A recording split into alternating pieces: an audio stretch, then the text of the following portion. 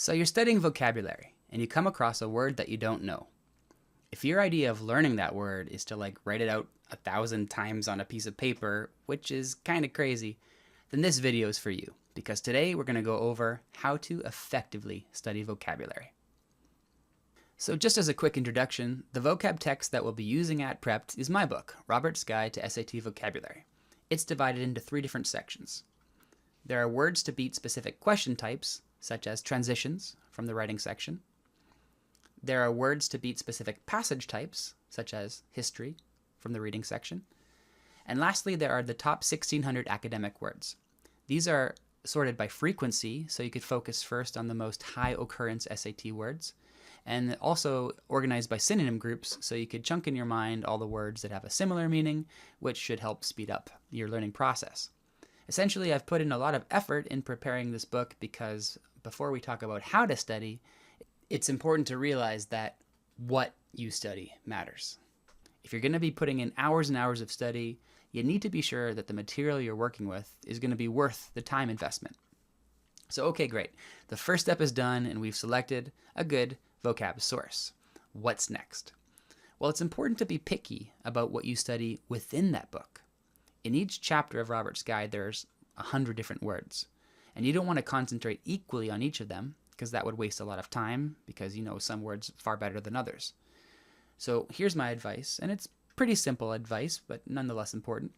You should always first narrow down the day's vocabulary by physically checking the words that you do know and concentrating on the words that you don't know. When you're doing a second pass, check again to narrow even further, and keep doing so until all words are mastered. Your book should have a number of different check marks, just as I have here.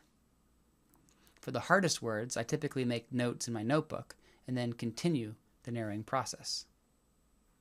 So that brings us to part 2, how you study matters. And I have 3 major recommendations here for how to make words stick in your brain. The first one, connect new information to old information, like stuff that you already know. That makes a lot of sense because the brain is just a bunch of connections, and learning is physically your brain making and strengthening those neural connections. So there's a couple of different ways to connect new information to old, and the first one is to learn words in context. For example, consider the word obdurate, which means stubborn. Now, if you're just given that definition, you might forget the word, but example sentences help to make it stick. The obdurate girl wouldn't share her toys. The obdurate animal wouldn't budge. The obdurate homeowner refused to move. Each of these example sentences helps to connect a word that you've never seen to things in life that you have experienced already. And that helps it become more relevant and meaningful and lasting in your memory. So don't ignore those example sentences, which are at the right of each entry in my book. Going even further, you should try to connect words to your life, your personal life, by thinking of your own examples for the word. If I were learning a word like ubiquitous, which means present everywhere, I'd try to think of something ubiquitous in my own life that I come across often. And the first thing that comes to my mind is all the plastic surgery clinics, which are ubiquitous here in Apgujeong, in Korea. Actively thinking in such a way is an extra step, but that mental effort really does go a long way in helping words stick. You should also consider your background knowledge of the word and its various forms. So for example, the word itinerant. I might have never seen that word before, but a similar word to itinerant is itinerary, and I know that's a travel document that shows all the places that you're stopping on a journey. So if someone is itinerant, I guess that means they're traveling, they're wandering from place to place. And I'd be right. The word caustic, as in someone made a caustic remark. I might have never seen that, but I have seen caustic on those danger signs, meaning corrosive. So if someone made a caustic remark, I think they made a remark that's very scathing and bitter. So again, I'm just drawing on my existing knowledge of that word and its various forms. Lastly, you can decode the meaning of words by looking at the pieces that comprise it, which you might already know. For example, in the word philanthropist, we can see a prefix, phil, a suffix, ist, and a root, anthrop. And by looking at each of those, we can kind of get a sense of what this word means, even if we've never seen it before. Starting with the ist suffix. We've seen in our life other words with ist many times, like scientist and dentist and pianist, guitarist. There's a number of words with ist, and of course ist here means a person. Looking at the phil side, words with phil, there's philosopher. Maybe you know that means like a lover of knowledge. Philharmonic orchestra, playing for the love of harmony. Bibliophile is someone who loves books. Philadelphia, the city of brotherly love. Again, there are a number of words with phil, and in each case, phil means love. Looking at anthrop, the most common word with anthrop would be anthropology, which is the study of humans. Misanthrope, someone who's very antisocial and doesn't like humans too much.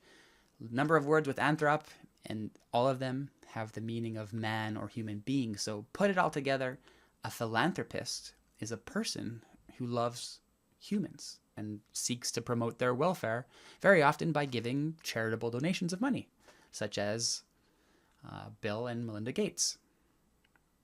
And this might not seem like a very big deal, but it really is. There was a study that I saw not too long ago, Master Word Approach to Vocabulary, that said if you just memorize the top 20 prefixes and the top 14 roots, those connect to like 14,000 common English words and another 100,000 in the dictionary. So it's kind of a big deal to get that down. All the prefix, suffixes, and roots that you need to know are in the back of my guide, Appendix A, B, and C. So do check them out. My second major recommendation to make vocabulary stick is to engage your senses and emotions. This includes thinking visually when learning new vocabulary.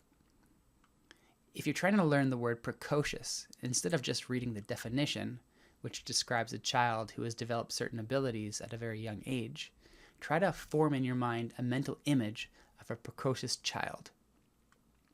Now, a picture speaks 1,000 words, and chances are you'll remember that word a lot longer if it's very vivid. And if you don't have a mental picture, what I find helps is to do a Google image search. And you'll be able to pull up all kinds of images that'll help burn the word into your mind. Also note that Quizlet does have a function for automatically incorporating pictures right into the flashcards, so definitely check that out also. Another thing that you should always try when studying vocabulary is to connect words to your own emotions. So don't just read the definitions in a flat voice in your head. You should truly feel the emotion behind the word. Imagine how you'd use these words in real life, like blatant. Her blatant drunkenness disgusted other people. Well, that's pretty harsh. Flagrant disregard for the rules, an egregious spelling error. As you're saying each of these words, feel that emotion. You might actually even try speaking it out loud just like I'm doing right now and not just hearing it in your head. Emotions enhance memory. Another classic technique is to use a mnemonic device, a learning technique that aids information recall. And one of the most common mnemonic devices is to remember a word by something that it sounds like or looks like. For example, the word pugnacious means quick to argue or fight. To remember this word, I'd think of a pug, a breed of dog, and I'd imagine it to be a particularly pugnacious pug. You could also use mnemonics across languages. Here I'm using English mnemonics, but I remember trying to memorize the word alaksa in Korean, which means euthanasia or assisted suicide. And I recalled that it sounded kind of similar to Alaska. And to make the logical connection between these words, I imagine being so cold in Alaska that I couldn't possibly go on with life. And that might seem kind of silly, but actually research shows that bizarre is often best. Things that are humorous stick out in the brain, improving recall. So if you're learning the word ramshackle, which describes a house in a state of severe disrepair, think of a ram running into a shack so many times that it becomes ramshackle or falling apart.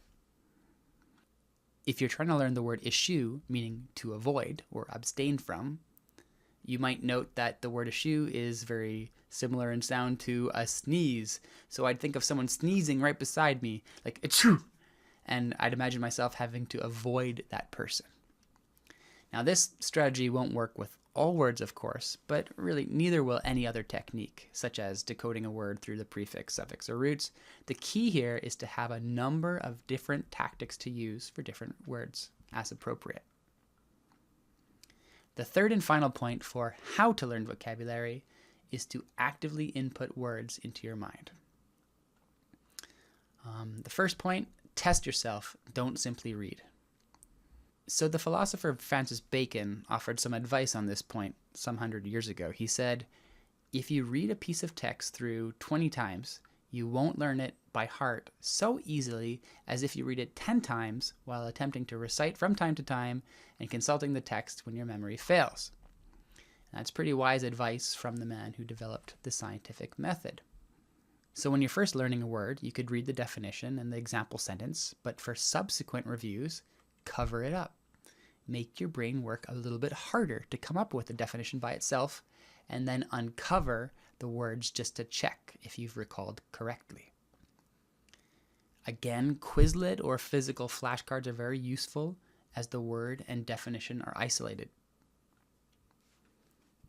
Another way to actively memorize is to physically mark up your book. So if you have a look at this page, you could see the signs of active learning all over it. The check marks to the left show that the words have been reviewed a couple different times. Way to the right, you can see some green highlights, and those seemingly note the collocations, or words that commonly pair together. The notes in the middle seem to be mnemonic devices to help the student internalize the word. And my favorite is that dog under the word dogged, which means stubbornly determined, and the dog seems to be very determined, saying, woof, I will do it. And that brings me to my next point, doodle a definition, just like that student did. It only takes a second or two to draw a little image that will stick in your brain, such as a path that circles around and around, for the word circuitous, meaning long and indirect. Doodling is just another tool that you won't use every time, but you'll keep it in your belt and you'll take it out when it's needed. Lastly, form a study group. Social learning is a great way to keep things fun and active, and you might find yourself remembering words because you could hear your friend's voice in your head saying the definition to the word. So we firmly established that how you study matters, but also realize that when you study also matters. And the answer to when to study is basically at spaced repetitions. So let's split that up and deal with the repetition part first. So many people might have a mistaken conception of vocabulary learning. They might conceive of their vocabulary as a big bag of words that they know, and they might envision all the words that they don't know as this much, much bigger bag.